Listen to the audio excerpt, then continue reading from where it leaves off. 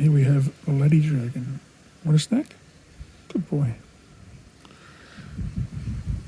And I've already fed him a fair bit today, but I'm just going to feed him a few more bits, which I already have sort of partly rolled up here on the insectivore.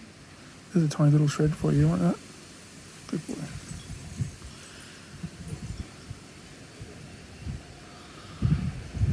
The idea is to roll these out pretty thin and get as much surface area and as much insectivore as I can.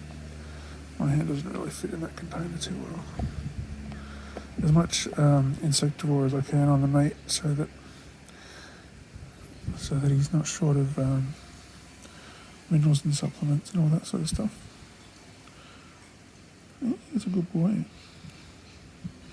Unfortunately, it's very messy and it gets everywhere on your fingers. But Laddie doesn't seem to mind overall. He seems to quite like it. Don't you? Eh? Don't you? You want to nibble my fingers, don't you? You want to nibble my fingers. Yes, I know. Yeah. He's a naughty boy.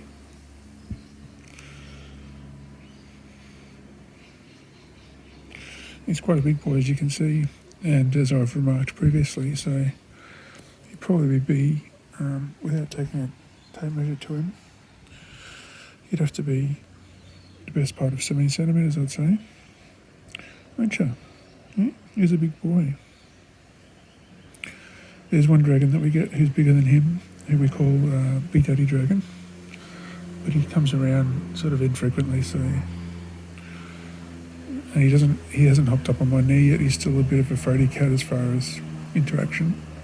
But this guy loves to hop up on my knee and get food and stuff like that. So now I'm going to have to put the camera down. Oh, we've got a butcher bird serenading us.